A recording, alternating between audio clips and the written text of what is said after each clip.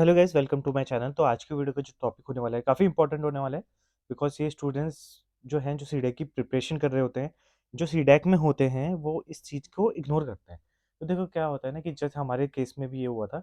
Company CDAC में जब आती है, देखो अगर आपको एवरेज कंपनी चाहिए which are giving 4 to 6 lakh 4 to 6 LP देनी है, तो उनका क्राइटेरिया इतना ज़्यादा डिफिकल्ट नहीं होता, कोडिंग राउंड सब कुछ ईजी होता है।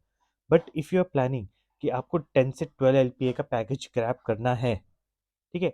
इनफैक्ट कभी कभी तो 6 LPA की कंपनी भी जो आती हैं वो भी, अब उसमें होता क्या है कि मैक्सिमम स्टूडेंट्स जो होते हैं वो कोडिंग राउंड ही क्लियर नहीं कर पाते। हमारे केस में क्या होता, पाइन लैब्स आई थी। Pine Labs they were offering 10 LPA। Not even a single person was able to clear the coding round. एक भी स्टूडेंट ने कोडिंग राउंड तक क्लियर नहीं कर पाया था उनका।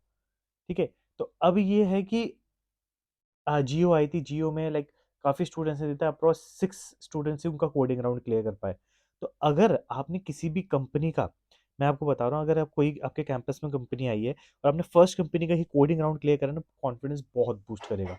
दूसरी चीज, आप हर कंपनी के कोडिंग राउंड क्लियर कर दो, डेफिनेटली आपको किसी न किसी कंपनी में जॉब लग जाएगी। बिकॉज अगर आप खुद देखो, कोई कंपनी आ रही है, उसमें काफ़ी स्टूडेंट बैठे हैं और कोडिंग राउंड में सिर्फ 2 या 3 बच्चे क्लियर कर पा रहे हैं, तो आपके होने की चांसेस बहुत ज़्यादा बढ़ जाती है कोडिंग राउंड क्लियर करके जाते हो।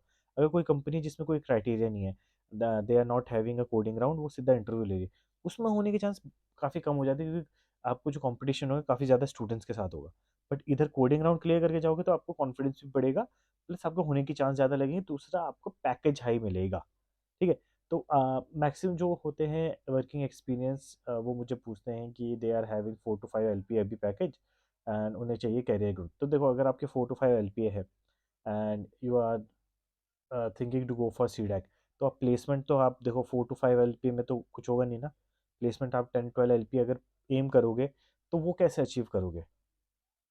वो तो आप नॉर्मली जैसे नॉर्मल स्टूडेंट्स रहते हैं सीडैक में आ रहे हैं, उनके थ्रू ही वो करके कुछ नहीं होगा। बिकॉज देखो आप प्रोजेक्ट बनाओ अपना, सब कुछ इंपॉर्टेंट, प्रोजेक्ट बनाओ आप अपना, जावा की नॉलेज रखो, बट एट द एंड आपको इंटरव्यू में बैठने के लिए कोडिंग राउंड क्लियर करना पड़ेगा। ये फैक्ट है, इससे डिनाई नहीं कर सकते आप। और कोडिंग राउंड क्लियर कैसे होगा?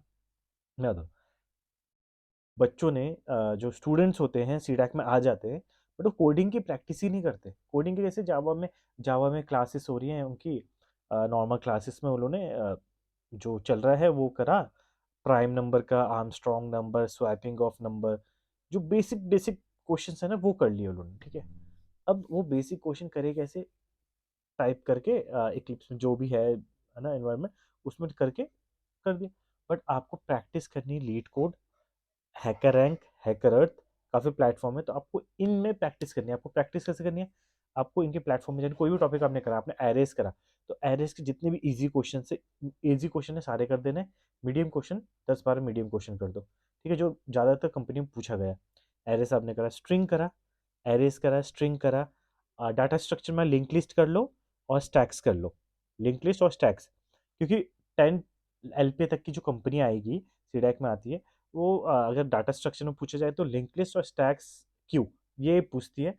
ट्रीज वगैरह में वो इतना नहीं जाते हैं, क्योंकि अगर ट्रीज वगैरह में जाना है आपको बाइनरी से, तो वो लाइक काफ़ी हाई कंपनी से थी सीडैक में, इस लेवल की कंपनी नहीं आती ज़्यादा तो ट्रीज तक पहुँचे।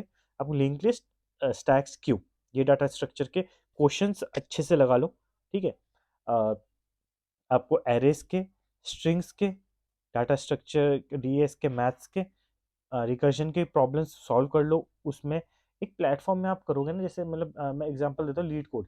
लीड कोड में भी आप क्वेश्चंस अगर लगाने शुरू करोगे ना, basic basic, first of all आप अपने खुद से क्वेश्चन देखिए, टाइप करके देखो, प्लस लीड कोड में वही क्वेश्चन सेम करके देखो, आपको फर्क लगेगा। बिकॉज मैं बताता हूँ आपको, आपने क्वेश्चन लिया, ठीक है, आपने कोई भी रैंडमली क्वेश्चन लिया, आपने टाइप कर दिया और ओके कर दिया। ठीक है। अब एंट्री आप उस केस में खुद दे रहे हो, उस केस में आपके सारे टेस्ट केसेस चेक नहीं होंगे। आपने खुद अगर कोड करा है, खुद अगर रन कर रहे हो, तो आप देखोगे ठीक है ये स्क्वायर है कि नहीं, डाला, आपको दिख गया सीधा, हाँ ठीक है ये नंबर स्क्वायर है। बट लीड कोड में क्या होता है, आपको सारे टेस्ट केसेस डालने पड़ेंगे, सारे टेस्ट केसेस में वो चले, वही क्वेश्चन आप उसमें, वही कोड आप लीड कोड में करोगे, तो आपके काफ़ी एरर आएंगे उसमें, बिकॉज आपके सारे टेस्ट केसेस चलेंगे ही चलेंगे, ये कंफर्म नहीं है। तो आपको उस तरीके से प्रैक्टिस करनी है अपनी लीड कोड में, कि आपको हाँ पता चले, आपके लिए एक प्लेटफॉर्म फेमिलियर हो कि हाँ ठीक है ऐसा प्लेटफॉर्म होता है, आपको इस तरह से कोड करना पड़ता है। काफ़ी स्टूडेंट्स, मैं बता रहा हूँ, काफ़ी स्टूडेंट्स थे कि उनको यही समझ नहीं आता कोड है या कोड टाइप करना है तो कहाँ टाइप करें, कैसे करें, तो फंक्शन अलग दिया है, तो ये भी इश्यू आता है। तो आप पहले प्रैक्टिस करो कोड की भी, ये सिर्फ नहीं। अब ये करना कब है आपको, जो जो टॉपिक होते जा रहे हैं उसको लीड कोड किसी भी प्लेटफॉर्म में जाकर प्रैक्टिस करना शुरू करो। प्लस प्लेसमेंट्स आ रही है, तो प्लेसमेंट आ रही है तो उससे उस कंपनी के जितने भी इंपॉर्टेंट क्वेश्चन है उस टॉपिक के रिलेटेड, वो क्वेश्चन सॉल्व करो आप। ठीक है, कॉन्फिडेंस आएगा बहुत, और प्लस आपको पता चलेगा हाँ इस प्लेटफॉर्म में ऐसे करके सॉल्व होगा। आपको टेस्ट केसेस रन करने होते हैं, बहुत टेस्ट केसेस होते हैं, जरूरी नहीं कि आप सब रन कर लो। अब कोई कोई कंपनी का क्राइटेरिया होता है कि सारे टेस्ट केसेस पास होने चाहिए, कुछ कंपनी का रहता है कुछ टेस्ट केसेस भी हो गए तो ठीक है, ओके चल जाएगा। तो आपको कोडिंग की प्रैक्टिस करनी है, यही है मेन चीज। मैं आपको बता रहा हूँ, आई रिपीट, मैं यही चीज बता रहा हूँ आपको कब से, कि स्टूडेंट सब कुछ करते हैं बट वो कोडिंग की ही प्रैक्टिस नहीं करते। अब इंटरव्यू में तभी बैठेंगे ना जब कोडिंग राउंड क्लियर होगा। सारे बच्चे एलिजिबल, कोई कंपनी आती है सारे बच्चों को एलिजिबल कर देती है, कोई क्राइटेरिया नहीं डालती, सब एलिजिबल है। कोडिंग राउंड होगा पहले, फाइनल लैब्स में all students were eligible, coding round हुआ, not even a single person was able to clear that. Coding round ही किसी का लिए नहीं हुआ, बल्कि वो फीडबैक देके गए कि स्टूडेंट्स को कोडिंग ही नहीं आती। देखो, तो ऐसे करना, इस तरह से तैयारी। तो ठीक है, आज की वीडियो ज़्यादा लंबी नहीं करते, खत्म करते। इसमें ध्यान दीजिएगा, और मेरे को कमेंट सेक्शन में डाल दीजिएगा किस वीडियोस में, किस टॉपिक में वीडियो बनाऊँ। Thank you.